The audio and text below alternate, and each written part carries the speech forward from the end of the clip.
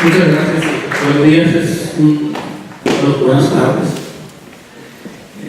Para mí todavía son días, tenemos 2 horas de diferencia en una de estas locuras, ¿no? En mi estado es el único que no cambia la hora. No sé por qué, pero así es. Y por supuesto que yo tampoco la cambio cuando la puedo ver. Es un placer estar aquí. Este es mi alma mater. Yo estudié la licenciatura y la maestría aquí mismo, no en este lugar precioso que tienen ahora, pero sí en Seúl. Y pues, por supuesto que también me da muchísimo gusto que me hayan invitado a compartir con ustedes algunas de las cosas que hacemos en la Universidad de Sonora al respecto de psicología ambiental. El tema de esta plática tiene que ver con un evento muy interesante que ocurrió hace 3-4 meses, en junio, finales de junio de este año. En Los Ángeles se desarrolló el tercer Congreso Mundial de Psicología Positiva. ¿Quién de ustedes ha oído hablar de la psicología positiva? Levanten la mano. Uy, muchos. Bueno, la mitad aproximadamente. Bueno, la psicología positiva trata acerca de esa parte olvidada de los objetivos fundacionales de nuestra ciencia. Cuando la psicología se fundó, se plantearon como objetivos: 1, ayudar a aliviar el sufrimiento humano; 2, ayudar a que la gente crezca y se desarrolle como personas; y 3, ayudar también a que la gente se sienta bien, ¿sí? a que obtenga bienestar y a que sean felices. Ustedes se pueden dar cuenta que la psicología olvidó prácticamente los 2 últimos objetivos, y esto nos afecta a todos, porque ¿qué es lo que pasa cuando una persona sabe? Yo asumo que todos ustedes son psicólogos o prácticamente todos. Cuando alguien sabe que somos psicólogos, ¿cuál es la reacción de ellos? Sí. Se echan para atrás, ¿no? La primera reacción es esto, ¿qué pasa? Y claro, tenemos la culpa de eso. Le hemos enseñado a la gente que nuestra función es tratar con la insanidad mental, con el sufrimiento, la neurosis, las cosas malas que ocurren en las personas. Entonces, es lo más natural que nos saquen la vuelta. Yo creo que otro cantar sería si las personas supieran que los psicólogos les podemos ayudar a ser felices, a estar bien y a desarrollar su potencial. Bueno, los psicólogos positivos descubrieron esta pequeña anomalía y dijeron: hay que corregirla. No es que vayamos a dejar de estudiar la parte negativa del comportamiento y la experiencia humana. Lo que tenemos que hacer, como dicen los padres fundacionales, Seligman entre ellos, Liubinsky, etc., Dinner, es que tenemos que complementar esa visión negativa con la parte positiva, ¿sí? Porque eso es lo que nos conforma, ¿sí? Tenemos cosas buenas y cosas malas también. Bueno, pues les decía que este año se llevó a cabo este congreso en Los Ángeles, pero ocurrió algo muy interesante para mí, porque se nos invitó a un grupo de psicólogos ambientales a que vieran la posibilidad de discutir la confluencia que hay entre la psicología positiva y la psicología ambiental. Y resulta que hay bastante, hay demasiada corrección, áreas de interés compartido. Estuvo ahí, por ejemplo, Jim Myers, un alumno de Cicericari, él fue el que me invitó. Estuvo ahí Bonayuto, y en fin, mucha gente. A mí me pidieron que presentaron un artículo y que se generara una discusión en torno a él. No vengo a hablar de eso, pero al contrario vengo a criticar esa aproximación. Bueno, Mariano Bonayuto hizo una presentación acerca de ambientes positivos. Este señor es un amigo nuestro, un italiano, que plantea que la psicología ambiental se podría beneficiar bastante, y lo mismo la psicología positiva, si estudiáramos las condiciones que hacen que la gente obtenga bienestar, lo cual tiene mucho sentido. Vamos a ver que aunque esta idea tiene su lógica, está un tanto incompleta, y este es el objetivo de la siguiente presentación. Ya después me pelearé con Marino al respecto. La que sigue, por favor. La presentación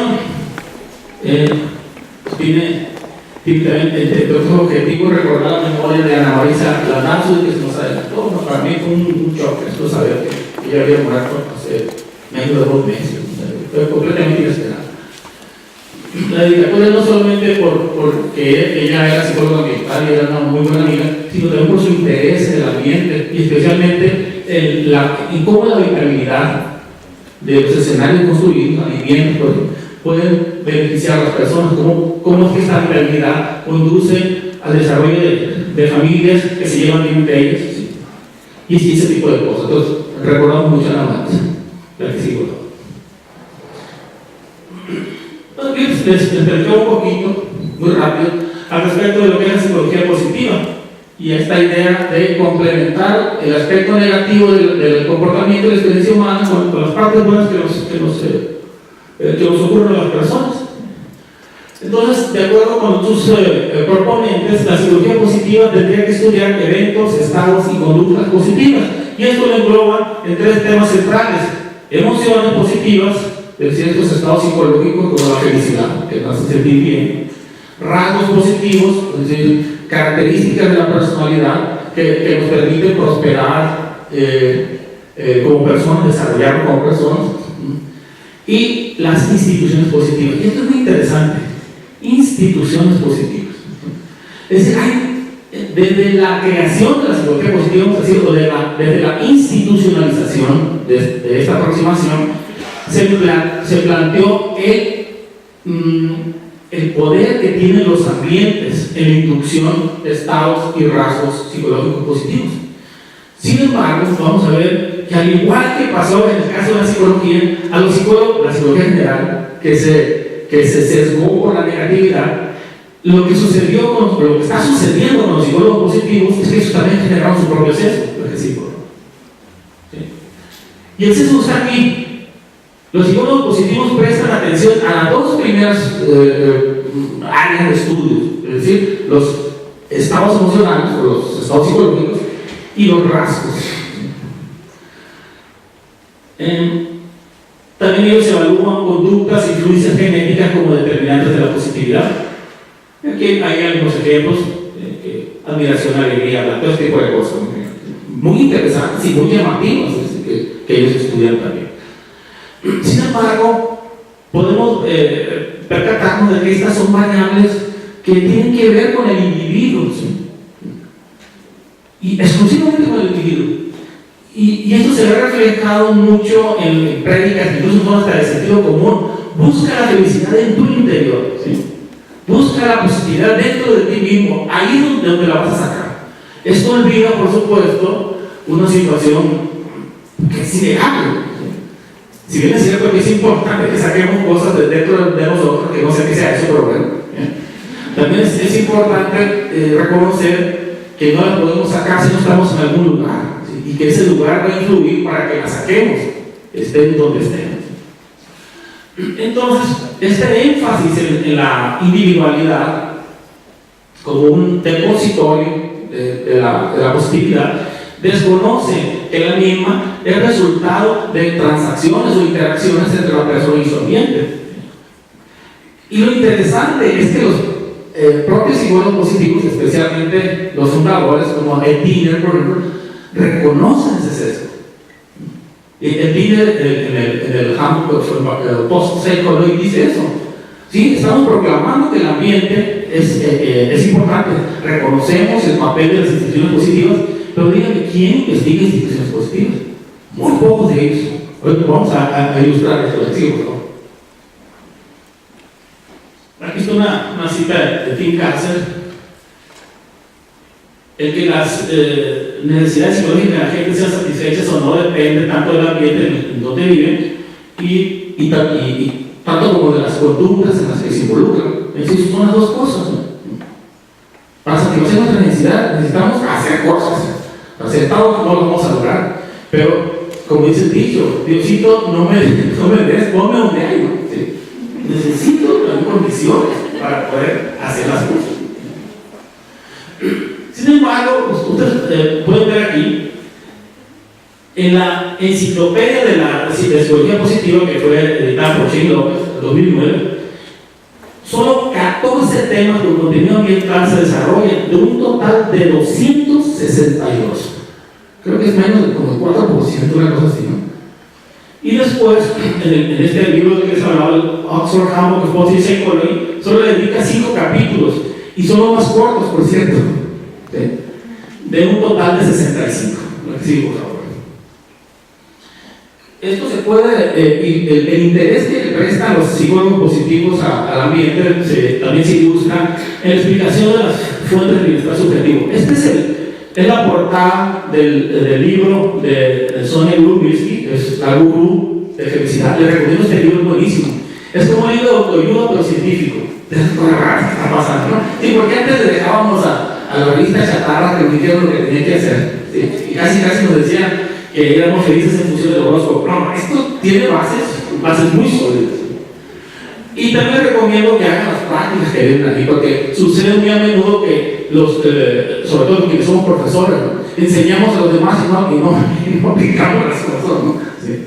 Pero bueno, después de la promoción viene la crítica. El problema es que la explicación que hace Gurubitsky y sus colegas de las fuentes de la felicidad viene por este país.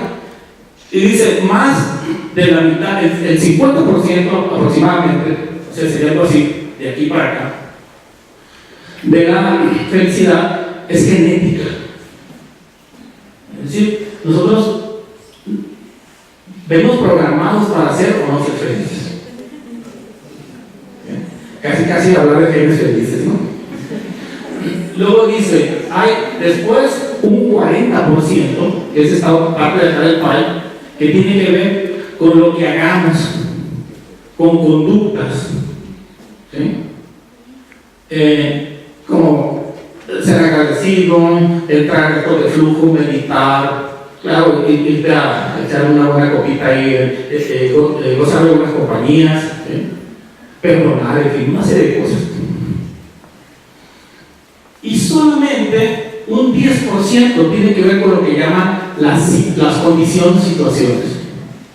Entonces la pregunta es, ¿será tan poquito? El ambiente le da 10% nada más al bienestar. ¿Sí o no? No vamos a dudar, yo al menos no dudo de que estos datos con respecto de que hay una predisposición a la felicidad, del papel que juegan los genes y el papel importantísimo que tienen los comportamientos en la búsqueda del bienestar sean correctos. Pero yo creo que el problema está en la interpretación. ¿Sí? Aún asumiendo que hay un 50% de la proporción de la varianza explicada por factores genéticos y un 40% por factores comportamentales, el problema es el siguiente, que cuando se habla de influencias genéticas no se toma en cuenta que los genes y el ambiente no sirven para nada, ¿sí? Absolutamente para nada. La ciencia de la genética actual, la ciencia moderna, pasó de ser una de determinismo biológico a una que habla o que interpreta el papel de los genes como resultado de la interacción con factores ambientales. Yo puedo nacer con un gen que me incline a ser Mozart, pero si no tengo un piano, o si no tengo una familia donde tengo música, pues de que no va a ser virgen, de nada, absolutamente, ¿no? De la misma manera, yo estoy seguro que nací con genes felices porque mi padre así era, ¿no? ¿Sí? Pero si no me pongo en la ocasión de ser feliz, pues de nada me va a servir el gen, ahí se va a quedar moribundo, ¿no? Y pasa lo mismo con la explicación de los rasgos y las conductas. Resulta que mis inclinaciones o mis predisposiciones psicológicas nacen en contextos y se desarrollan en ellos. Cuando yo hablo de actitudes, de motivos, de capacidades, tengo que estar hablando de interacciones entre factores de reactividad, digamos, organímica, con factores ambientales. Todas esas inclinaciones y todos mis comportamientos se originan en situaciones, ninguna absolutamente está al margen.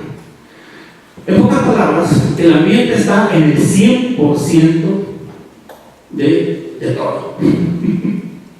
A menos que no sé, que entremos en una dimensión tan desconocida que nos pongamos en un vacío absoluto, entonces ya podemos decir, ¿no?, que el ambiente no juega un 10%, o el cuerpo ganamos.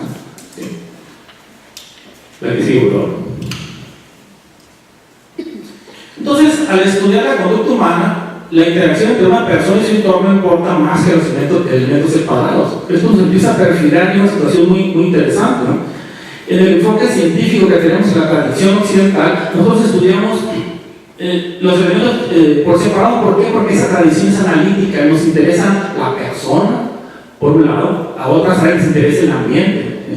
Pero para entender estas cosas, es tan importante para nosotros, necesitamos estudiar la relación. La relación es más importante que las dos cosas por separado. Entonces, una psicología del individuo en este sentido, sin el ambiente es absolutamente inútil. Y también tenemos que considerar que el ambiente no es una cosa o un elemento separado, ¿no?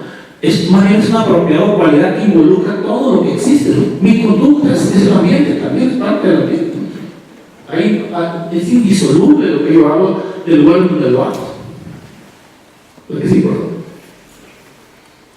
Bueno, entonces ahora, para plantear la idea de la visión de Marino, que tiene mucho sentido, ¿no? En la visión tradicional de los ambientes positivos, lo que tendríamos que considerar es la existencia de recursos materiales que permitan satisfacer necesidades, ¿sí? Y también, por supuesto, ¿no? que permitan el desarrollo y el crecimiento de las personas, el sustrato material, ¿no? Y también, claro, recursos sociales, ¿sí? Conocimiento, instituciones, relaciones, apoyo social, afecto, amor, todo ese tipo de cosas. Y esto desembocaría, por supuesto, generaría un ambiente positivo, lo cual a su vez causaría el bienestar. Esta es la visión tradicional, la que sigue, por favor. Y digo tradicional porque se enfrenta con una realidad que cada vez es más evidente para todos nosotros. El problema con esta visión es que se aplica a un sistema abierto, en donde los insumos para generar ese bienestar, ¿sí? son ilimitados. Imagínense, para ser feliz yo necesito un apapacho pero que esté constante, o para sobrevivir necesito alimento pero que esté disponible siempre. Entonces, esta idea tiene que ver con lo que se conoce el paradigma social dominante, la idea de que vivimos en un mundo en donde para fines prácticos los recursos son inagotables. Lo único que tiene que ser uno es pues, buscarlos, encontrarlos y consumirlos. Pero en un sistema cerrado como el que vivimos, la recepción de beneficios sin restituirlos conduce a que estos se agoten, por supuesto. Ya ven, esto lo explota muy bien Hollywood, ¿no? Esta raza invasora alienígena que llega a un planeta, se va acá y se va a otro. Bueno, eso es una visión medio extraña, bueno, muy de ciencia ficción, pero en algún momento podemos llegar, si no cambiamos este curso de las cosas, podemos llegar a una de dos: acabarnos del planeta e irnos a otro, o acabarnos al planeta y que acabamos nosotros también, ¿no? Pero lo podemos incluso aplicar a un microsistema como la familia. Por ejemplo, ¿qué pasa si en una familia todos deciden que se van a dedicar a recibir? Los padres no aportan y los hijos no dan lo que les corresponde. De hecho, en una familia, una de las partes principales del sistema de crianza tiene que ver con la instauración, en función de los niveles de madurez de los niños, de conductas de reciprocidad. Una familia es positiva en la medida entonces en la que los miembros también reciben en función del nivel de maduración. Y en un macrosistema como la sociedad, evidentemente, esto se aplica de una manera más notoria. A partir de los años 60 quedó claro que la huella ecológica, o empezó a quedar claro que la humanidad era insostenible en el planeta y que teníamos que cambiar este paradigma, esta visión de la plenitud e infinitud de recursos. Vivimos en un sistema cerrado y lo que recibimos lo tenemos que restituir. ¿Okay? Entonces, de nueva cuenta, la idea de positividad tiene que ver con un balance entre lo que uno recibe y lo que uno regresa. Todos conocemos ejemplos de recibir, porque nos encanta, ¿no? Algunos, bueno, a lo mejor todos conocemos ejemplos de dar, pero se nos olvida. Entonces, a partir de ahí, pues, queda clara esta necesidad de recibir del ambiente y darle también al ambiente. ¿Cómo podemos dar al ambiente? Restituyendo recursos naturales, por ejemplo, plantar árboles, reciclar agua, productos desechados, y también renovándolos, por ejemplo, elaborando composta, rotando cultivos. Hay muchísimos ejemplos más. Esto es en la parte material, digamos, en la parte física. En la parte social, contribuyendo a mantener un ambiente social apropiado, ayudando a necesitados, siendo equitativos, proveyendo afecto, comprensión, apreciando la diversidad, siendo equitativos, etc. Y evidentemente en las primeras series de conductas caen bajo el rubro de proecológicas, mientras que las segundas caen bajo el rubro de prosociales. Cuando combinamos los dos tipos de conductas, proecológicas y prosociales, generamos lo que se conoce como conductas sustentables, que son las conductas que permiten la satisfacción de necesidades, ¿sí?, sin romper el equilibrio ambiental. Es decir, permitiendo que esta satisfacción de necesidades no solamente se aplique en el presente, sino también en el futuro. Por cierto que estamos analizando unos datos muy interesantes. Hoy en la mañana terminé de hacer un análisis y encontramos que las personas que llevan a cabo estos tipos de conductas proecológicas y prosociales, que son altruistas, equitativos, que cuidan de los naturales, son personas que se cuidan a sí mismas también. Es decir, la sustentabilidad empieza por uno mismo. Cuando hablo de que se cuida a sí mismo, no me refiero a que sean egoístas, es un tipo de egoísmo, pero muy sano. Hacen ejercicio, tienen una buena dieta, duermen bien, se apapachan, se quieren, se aterronan, en fin. ¿Sí? Una persona no puede ser sustentable si no se quiere y se cuida a sí misma también.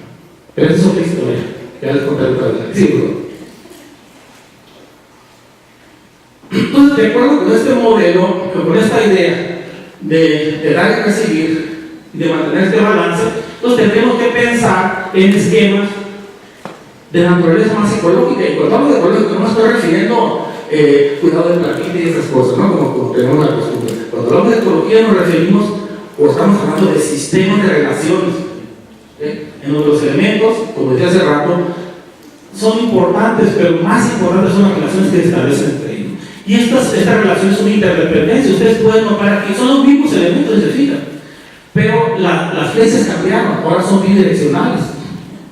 El bienestar humano interdepende con la existencia de recursos naturales y también con los recursos socioculturales existentes. Es decir, en la medida en que haya recursos materiales va a haber bienestar humano, pero ese bienestar va a reciprocar, manteniendo la integridad de esos recursos. Lo mismo en el caso de los socioculturales.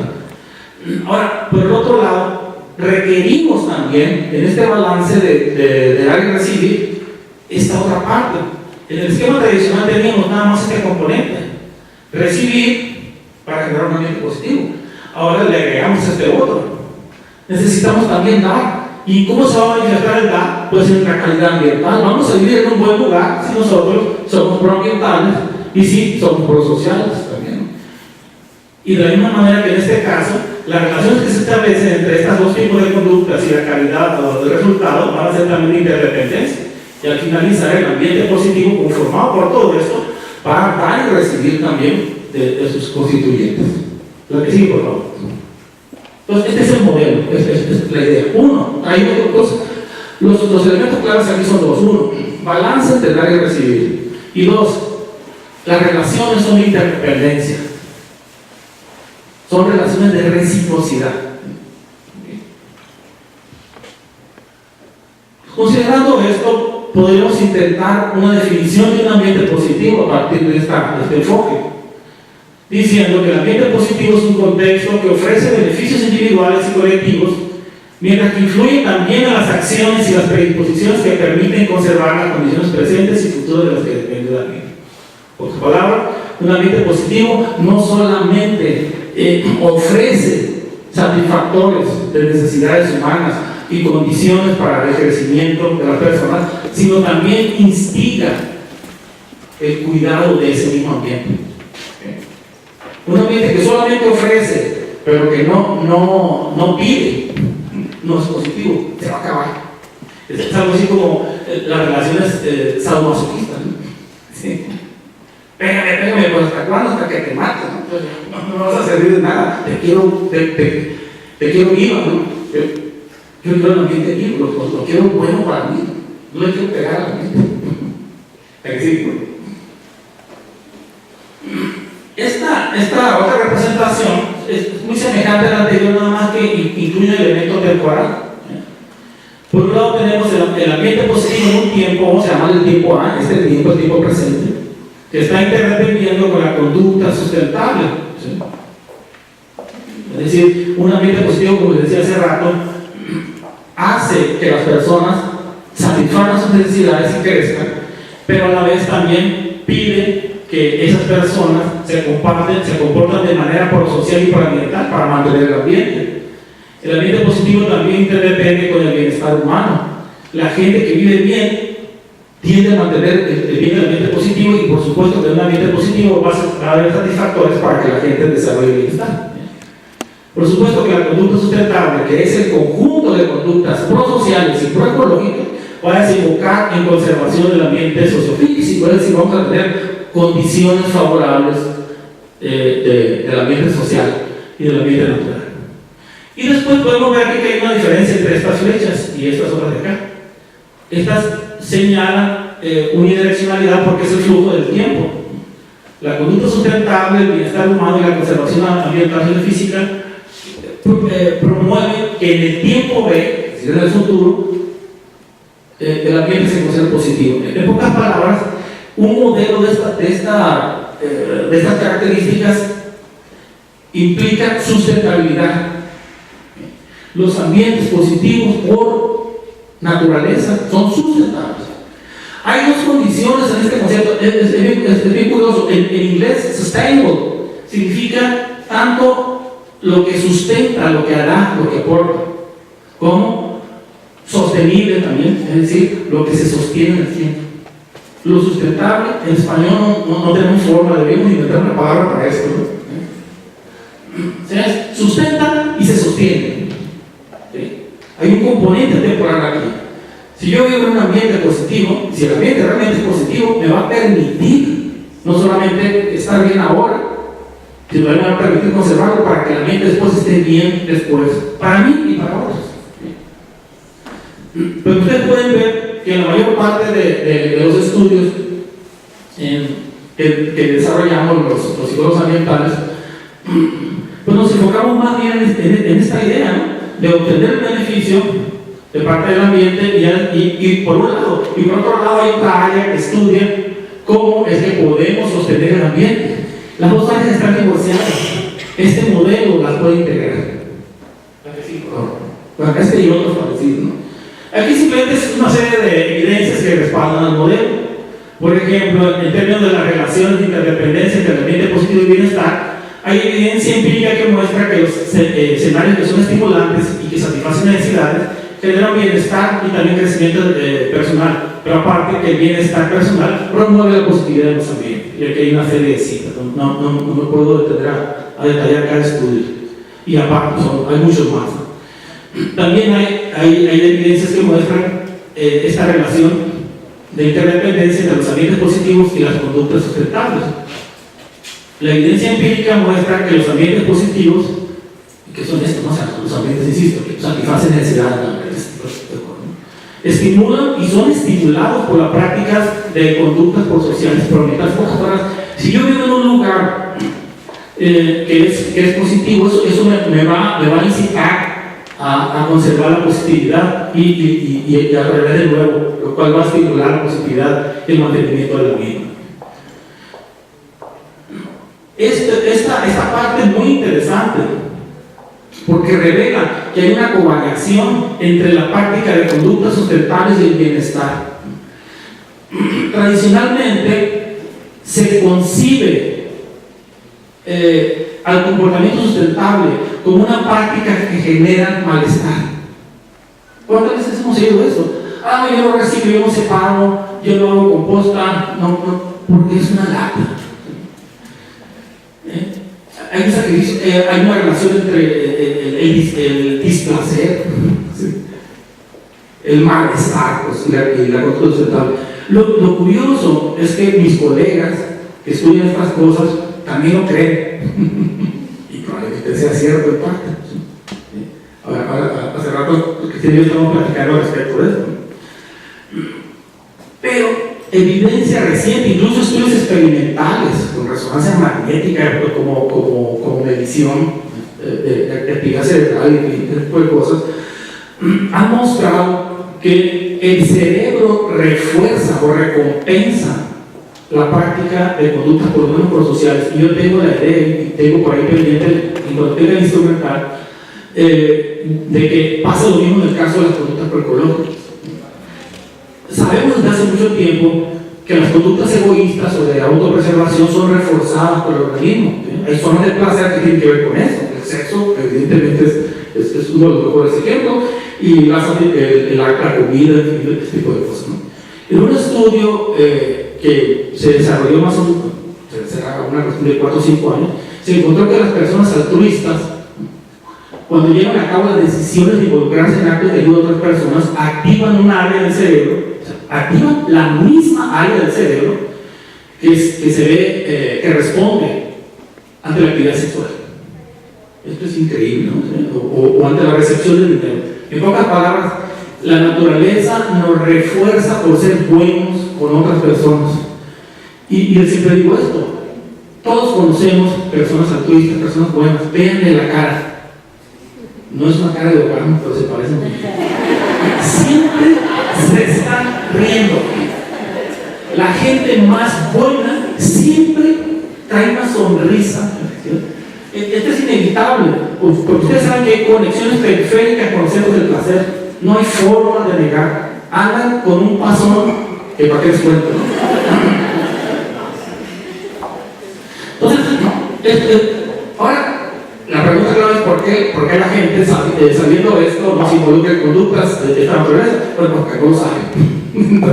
Ahora estamos haciendo un estudio, es un cuasi experimento, pero con reforzadores intrínsecos, que son estados autorreportados, por desgracia no tomo medios de reforma por lo pronto, de satisfacción, autoeficacia, autonomía, ese tipo de cosas, tras la petición de que se involucren en prácticas de cuidado del agua. Vamos a ver cómo lo va. Ya tenemos evidencia de que sí hay relación entre el reporte de estos estados y la literatura internacional existe, ¿no? De satisfacción intrínseca o de reforzamiento intrínseco y el involucrarse en conductas proecológicas. En fin, perdón, me quedé mucho tiempo aquí, pero esto a mí me encanta, ¿no? Esto es una de las mis áreas preferidas, sobre todo por la parte orgásmica del turismo. Hay también relaciones o evidencia empírica de esta correlación entre conductas sustentables y la conservación ambiental, dado que las conductas prosociales y proambientales afectan a y son afectadas por la conservación del entorno. Aquí hay una serie de citas. Y la conservación ambiental y el bienestar en el tiempo generan resultados en el mantenimiento, en la conservación, en la sustentabilidad o sostenibilidad del ambiente positivo. Gracias, por favor. El modelo anterior estaba mucho, no tenía indicadores, y de hecho aquí los indicadores son ejemplos. Esto da para mucho, por supuesto. Por ejemplo, la conducta sustentable podríamos estudiarla con estos indicadores: conducta proecológica, conducta frugal, altruista y equitativa. La conservación ambiental desde hace mucho tiempo se estudia como conservación física y conservación social. Esto lo hacen los economistas, la gente que trabaja en desarrollo sustentable, la gente de ciencias políticas, en fin, ¿no? El bienestar humano se mide desde hace mucho tiempo con indicadores de bienestar material y bienestar social, y últimamente se han incorporado también indicadores de bienestar subjetivo. Ahora, cuando se quiere ver qué también está un país en términos de bienestar, no solamente se ve cómo están los salarios, las relaciones patronales, el nivel de democracia, en fin, este tipo de cosas, el nivel de crimen, corrupción. También se le pregunta a la gente, y hay estudios a nivel internacional que hablan de indicadores de bienestar subjetivo. Se le pregunta a la gente, ¿están felices? De pocas palabras, ¿no? Es curioso, en México estamos muy mal aquí y aquí, pero aquí estamos bien. Bueno, y eso explica que no se haya rompado el paso. Y bueno, en términos de ambiente positivo podemos estudiar con indicadores satisfactores de necesidades humanas, pero también situaciones promotoras de desarrollo de potencialidad humana, por un lado, pero por otro lado también tendríamos que estudiar qué aspectos en el ambiente instigan la conservación del mismo. Aquí sí, por favor. Aquí hay una serie de ejemplos de ambientes positivos a investigar, escenarios conductuales positivos. No me puedo detener mucho aquí, pues esto es más que un campo. Esto es una aproximación de la psicología ecológica de Roger Barker. Vamos a estudiar la aplicación de este modelo en ambientes naturales, saludables, proecológicos, ambientes construidos, ambientes familiares, escolares, laborales, institucionales, urbanos, normativos y hasta ambientes trascendentales. Algo que los psicólogos hemos descuidado porque le tenemos miedo. Así como Harry Harlow decía, Harry Harlow cuando dio su conferencia inaugural como presidente de la APA en los 50, algo así, 51, estaban haciendo yo, muy al final de los 50. Decía, yo no entiendo por qué los psicólogos no estudiamos el amor. Claro, eso lo estudiaba. Sí, y lo hacía con bonitos aparte. Pero a él se le sale muy raro. Él era una muy buena persona, por cierto, ¿no? Sí. Y por supuesto, él no le tenía miedo a estas cosas. Seligman, un afamadísimo conductista, está estudiando el perdón, ¿sí? La gratitud. Y él dice, no le tengamos miedo a eso, podemos utilizar los mismos métodos, exactamente, el mismo método científico que hemos utilizado desde hace 130 años, para acá, con estas cosas. Lo que está cambiando es el enfoque nada más. ¿Sí? Y una parte muy importante de la vida de las personas es la espiritualidad. Y la espiritualidad no tiene que ver con la religiosidad, sí tiene que ver, pero no es sinónimo. El sentido de trascendencia, uno puede aferrarse o puede asociarse a un ideal, ¿sí? A un programa, a un grupo, lo que sea, ¿no? A la naturaleza de la vida, ¿no? y encontrar soporte emocional, motivos para vivir, o simplemente la necesidad de trascender vista en términos de que yo quiero que me sea recordado, ¿sí? Y eso me va a permitir ser una mejor persona también, en todos los sentidos. No lo estudiamos los psicólogos, eso le tenemos miedo, no sé por qué. Sí. Bueno, ejemplos, ¿qué se pudiera estudiar? Unos 3-4 ejemplos nada más. En el caso de los ambientes naturales, se sabe que hay beneficios materiales, psicológicos y espirituales de la naturaleza. Pero una cosa muy interesante, en estudios que son independientes, se ha encontrado la parte recíproca. ¿Sí? La naturaleza nos pide que la concentremos también. ¿Sí? Hay una motivación, por ejemplo, en la gente que busca restaurarse en la naturaleza. La restauración tiene que ver con la recuperación de funciones perdidas por el estrés. Usted se va a la Marquesa o a donde puedan, que sea Chapultepec, y van a encontrar que la vida les cambia, se relajan. Lo cual, hay una cosa que también les permiten hacer eso, pero la naturaleza es una inductora segura de restauración. Bueno, pues la gente reporta que cuida a la naturaleza para restaurarse, y este es un ejemplo de esta relación recíproca, ¿no? Y de un ambiente positivo. ¿No? Los ambientes saludables, bueno, se ha estudiado muchísimo qué condiciones hacen que las personas tengan estas vidas en las cuales muestran una preocupación por su persona. De hecho, un enfoque relativamente novedoso le presta mucha atención al ambiente porque se dice, ¿por qué la gente no sigue las dietas? Pues de nuevo cuenta, porque las dietas le piden a las personas que saquen el esfuerzo de dentro, ¿no? Y se olvidan de las condiciones en las que están. Yo puedo tener muchas ganas de bajar de peso, pero en mi caso no. Sí. Al contrario. Pero ¿qué es lo que pasa? Quiero hacer ejercicio. A mi suegra, por ejemplo, a mi suegra, que aparte tiene inicio de Alzheimer, la mordió un perro. ¿Ustedes creen que tiene ganas de salir? El ambiente no se lo permite, ¿no? Quiero consumir comida saludable. El bolsillo está lleno de estas tiendas de conveniencia. ¿Y qué es lo que venden ahí? Papitas, churrumais, alcohol, tabaco. Entonces, no existen las condiciones. Necesitamos estudiar todos los ambientes saludables en esta perspectiva. Y es decir, ver cómo este ambiente ofrece esa posibilidad. Pero también una pregunta muy importante que no se ha contestado es si en un ambiente positivo, saludable, habría indicios o señas del ambiente que nos llevarían a cuidarlo, a conservarlo así. En la familia, bueno, ya debatir esto hace rato, los niños maduran en la medida en que no solo se enfocan en recibir, sino también en dar. La familia positiva inspira acciones que satisfacen las necesidades de cada miembro. En una familia positiva la gente recibe y la gente da. Esto es parte de los temas que hace mucho tiempo se sabe esto. ¿Sí? Este es un tema muy interesante. Los mismos psicólogos positivos los pocos que estudian instituciones positivas dicen: vamos a la escuela a recibir entrenamiento en para trabajar. Qué flojera, ¿no? Pero no nos dan otro tipo de entrenamiento, es una escuela. Yo ahí debería aprender un montón de cosas, entre ellas a ser feliz. Que me den como texto el libro de Sonia Lyubomirsky y otros, ¿no? Y esos ejercicios también.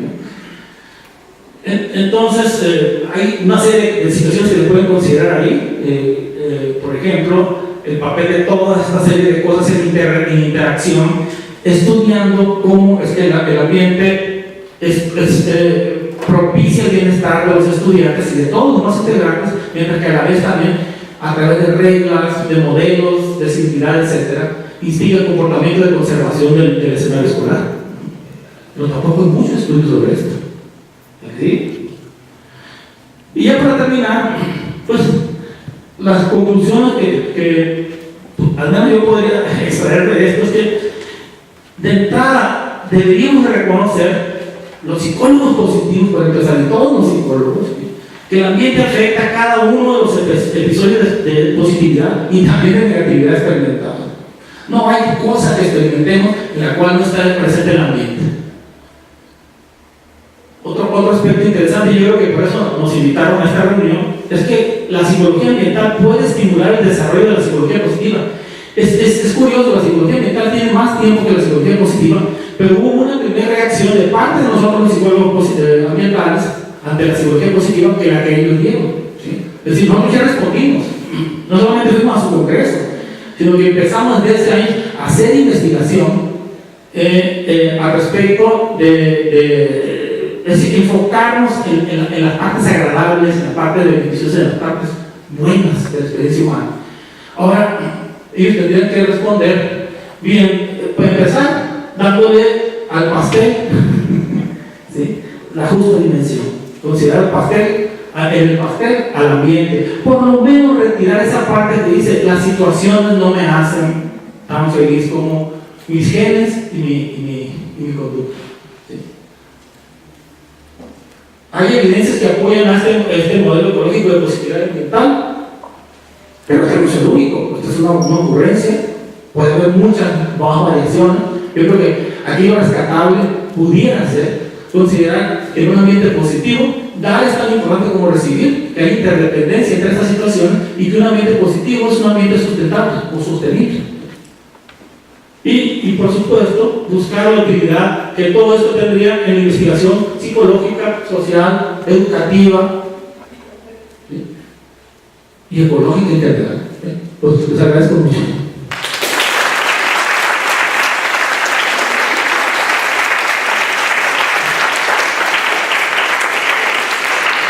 No sé si qué hora es.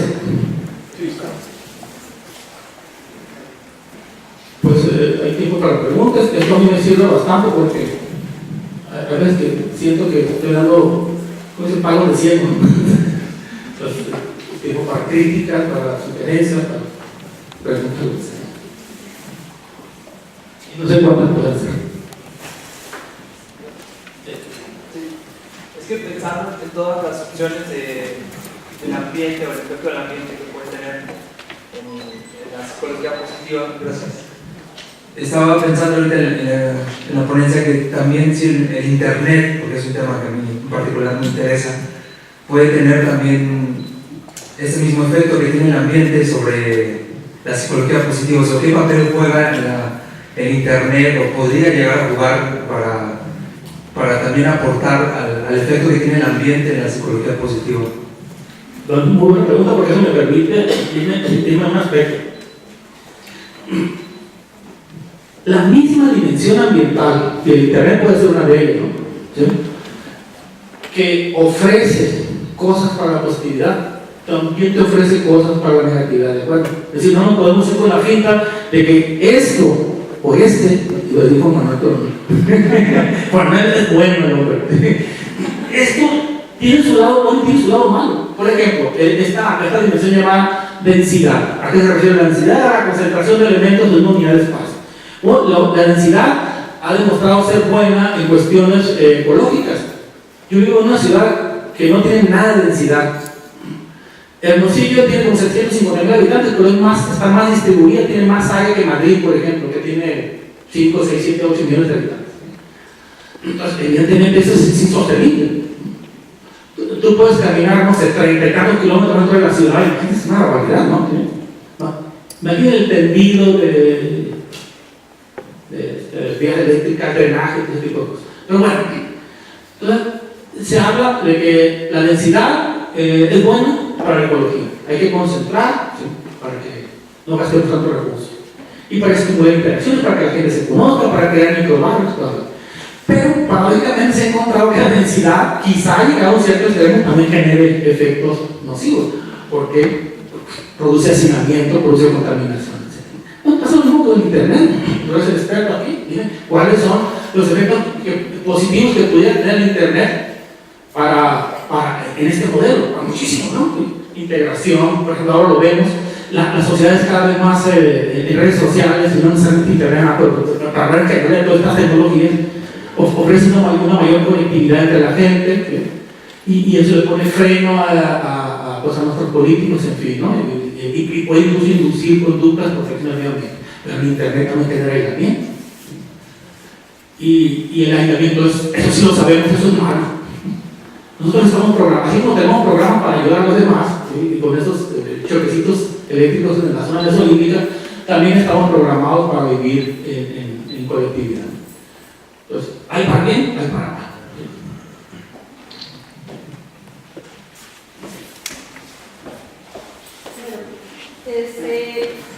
Me parece bastante interesante la propuesta, y la cuestión aquí es que yo no veo nada más el problema que tiene la psicología en general con ese desligue del medio ambiente, ¿no?, de los contextos. Hay otra situación que me parece también grave, ¿no?, que de hecho, bueno, pues que tiene la psicología, los enfoques teóricos en general, que ha sido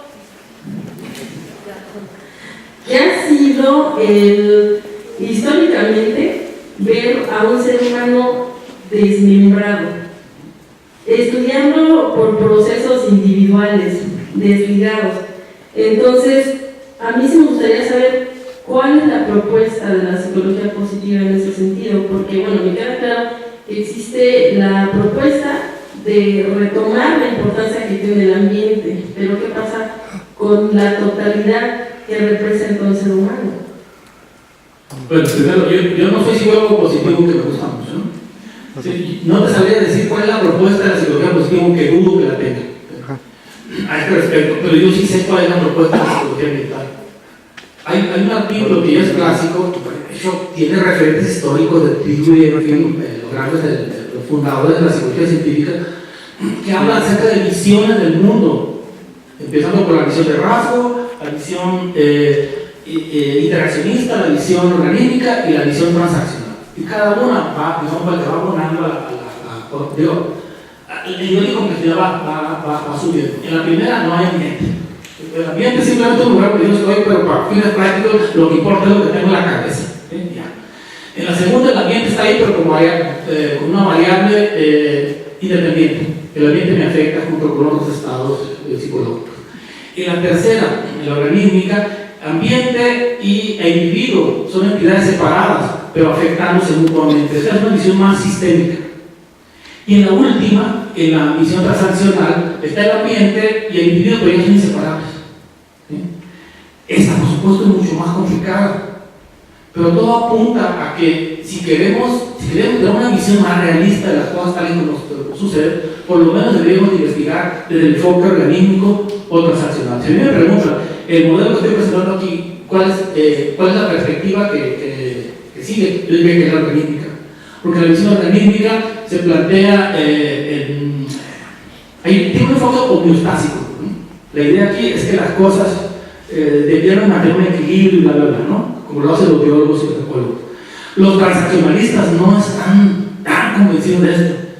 Ellos son un poquito más caóticos, ¿no? A ellos les interesa ver cómo están las cosas, pero no se atreven a decir, pero esto es como debe o como debiera de ocurrir este evento.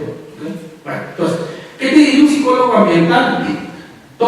No hay un enfoque mejor que otro, pero dependiendo de qué es lo que te preguntas tú, definitivamente tienes que considerar una visión en particular, o incluso puedes combinar.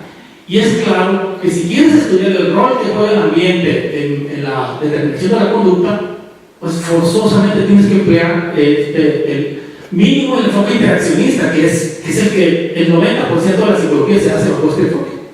Bueno, vamos, no un 80%, ya ha bajado con Wolfram Brenner y con gente así, ¿no? Ya ha bajado un poco menos.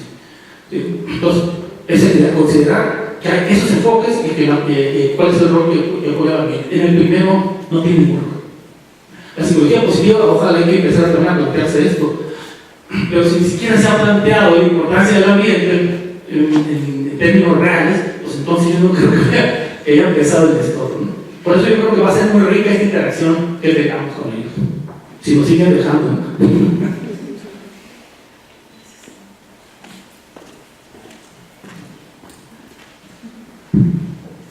Buenas tardes, excelente presentación. Doctor, en la tesis que estamos trabajando, el proyecto que estamos haciendo, lo que estoy haciendo, más que una pregunta es así como una situación de compatibilidad. Yo estoy trabajando con un auto, pero estoy vendiendo también variables laborales que podríamos interpretar en un sentido no tan claro como estas ambientales, donde vemos el estilo de estructura, donde vemos la calidad de ellos, donde vemos esta parte de que independientemente haya el acceso y la disponibilidad de estos elementos, y en ese sentido también cómo estos elementos influyen para dar el proceso del objetivo en el cual estoy trabajando. Mi objeto de estudio son profesores que trabajan con niños con discapacidad, con los centros de atención múltiple, y observa pues ya en los resultados que estoy ya trabajando esta relación, aparte de otras variables, pues, porque es un proyecto multicausal, esta relación intrínseca con los espacios laborales. O sea, aquí los vamos a hablar como variables laborales o estructuras, y bueno, yo creo que el término bien sería ambientales, ¿no? En ese término. O sea, es la misma relación, pues no se que no puede haber separación. Sí, en ese sentido yo creo que por eso era muy atractivo esta idea de ver direcciones de los dos sentidos, ¿no? Porque en el planteamiento clásico de los escenarios laborales, imágenes educativos, familiares y todos los demás, uno ve qué condiciones tiene el ambiente para extraer de ahí los recursos. Entonces habría que buscar también cómo es que la organización está configurada para que el trabajador, el administrador, en fin, den también al ambiente para mantener la positividad. Y ahorita también que estabas hablando me recordé esta situación. En los estudios también clásicos de familia, uno bueno, casi interpreta que cuando ve el rol de los padres, este rol es incambiable. Pero si uno le pone atención a la interacción que tiene un padre con un hijo, va a ver que el hijo actúa en función del comportamiento del padre, pero al revés también. Los padres cambian su conducta cuando están con un hijo o con otro, ¿sí? Como lo hacemos cuando estamos con otro. Entonces pasa lo mismo en el caso de los escenarios laborales. Sí, ¿qué se puede decir desde la psicología ambiental de este constructo del activismo político proambiental? Es decir, ¿por qué una persona se involucra en un movimiento como Greenpeace? ¿Cómo se vería? ¿Como una conducta proambiental más? ¿Una conducta altruista? ¿O va más allá? ¿Qué se puede decir desde la psicología ambiental de esta característica? ¿Sería una dimensión psicológica diferente? Fíjense que el activismo ambiental es un indicador, así lo consigo. Es complejo definitivamente, puede ser un indicador, factor, una dimensión de primer orden o de segundo, lo que sea, ¿no? Y ya después entraría a indicar o afectar o a interrelacionarse con una dimensión de orden superior. Los estudios lo que muestran es que este es un comportamiento evidentemente multideterminado, que empieza probablemente por la más importante de los determinantes, que es la historia, los modelos familiares. La mayor parte de los activistas ambientales vienen de familias, una de dos, o que vivían en contacto directo con la naturaleza, o que tenían estas inclinaciones a hacer activismo. pero evidentemente hay muchísimas más determinantes de lo que yo recuerdo en mi campo de trabajo. Yo recuerdo, por ejemplo, que el altruismo o el antropocentrismo, pero en el sentido de ver los intereses de la colectividad, fue un papel muy importante. Yo creo que también habría por ahí algunos rasgos indeseables, entre comillas, ¿no? Porque acuérdense otra vez, las cosas no son así ni blanco ni negro, o buenas o malas, ¿no? Por ejemplo, hay mucha intolerancia en estas personas, ¿no? Intolerancia ante lo que se considera como malo. Y en el caso específico de Greenpeace, esta es mi opinión personal, Greenpeace y otros movimientos tienen vertientes un poco radicales que en ocasiones afectan la imagen de los movimientos ambientales. Eso hay que mencionarlo también. De nueva cuenta, en esa idea de que no hay bueno ni malo, tú no puedes catalogar a una dimensión en términos de que es siempre positivo.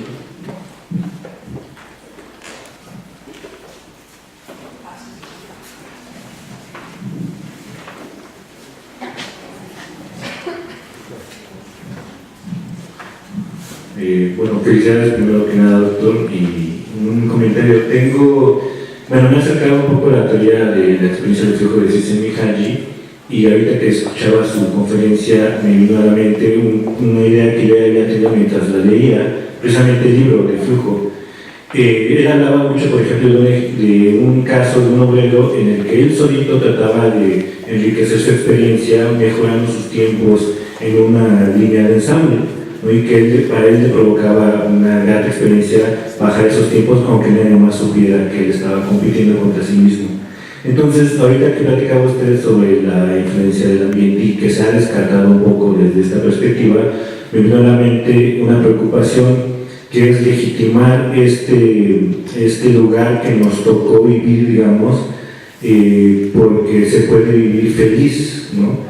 Diciendo que bueno, pues yo soy obrero y me parece que está bien y me parece que no hay otros escenarios, y entonces pues voy a tratar de vivir feliz desde este escenario sin posibilidades y sin la visión de poder hacer otra cosa o tal vez inculcar estas otras cosas a tal vez mis hijos, no lo sé. Entonces me llamó la atención y me preocupó un poco que se pudiera mal utilizar. Claro que empezó con una carga muy relacionada con la creatividad, por ejemplo, música, escritores, científicos inclusive, pero ahora que se empieza a permear otras esferas del quehacer cotidiano, me parece que podría mal utilizarse precisamente para, si descartamos el ambiente, pues aceptar y tratar de ser felices con lo que nos tocó socialmente.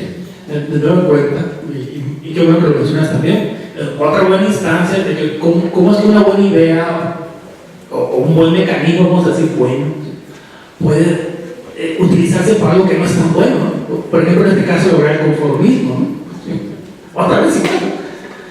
Miren, eso tampoco lo mencioné. Probablemente la crítica mayor, junto con esa desambientalización de la psicología positiva, bueno, tiene que ver con esto.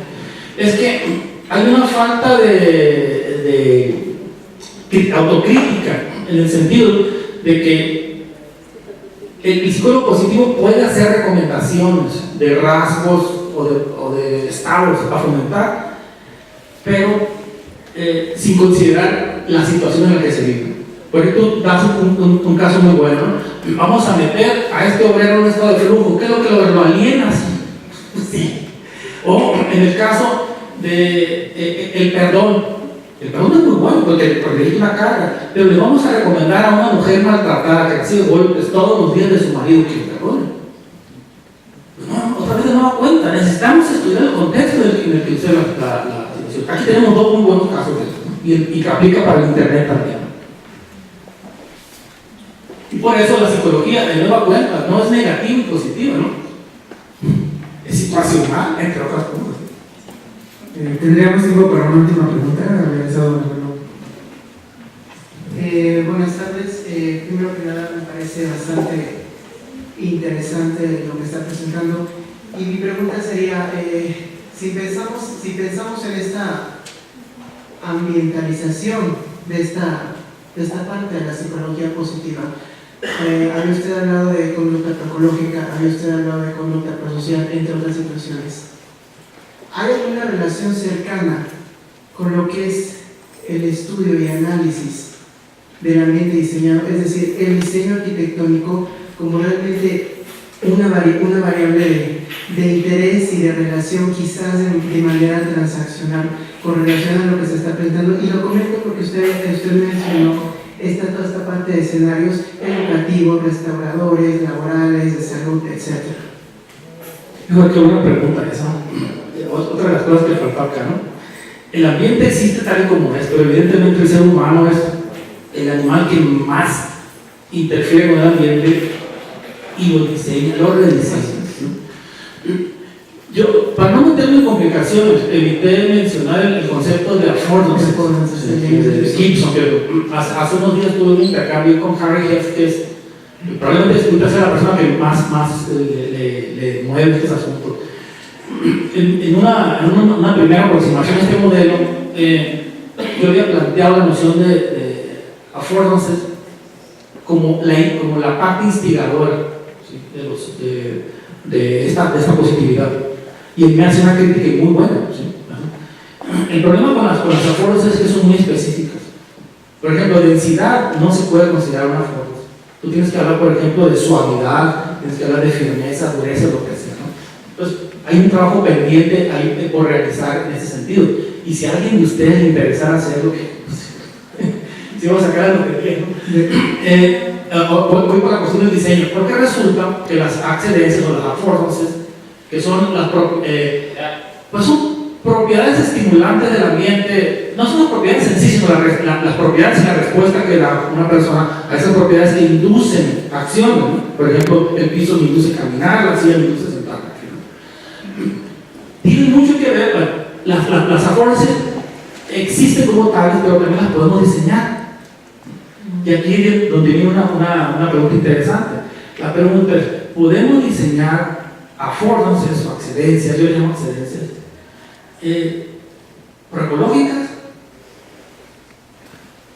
Sabemos que hay affordances que son que me instigan o que me llevan a actuar para satisfacer necesidades, la comida, por ejemplo, ¿no? El refugio, en fin, una serie de cosas que yo veo en el ambiente y que yo las aprovecho porque de eso se trata.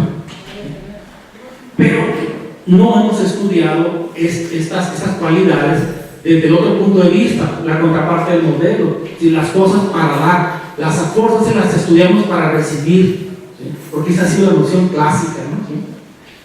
Entonces nos queda ese gran papel y mi punto aquí es que en donde más tenemos oportunidades de estudiarlas es en el efecto que tiene el diseño del ambiente.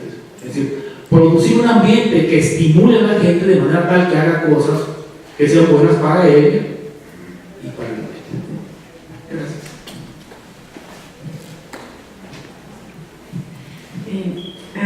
Le queremos agradecer al doctor Corral por su participación, dándole este pequeño reconocimiento.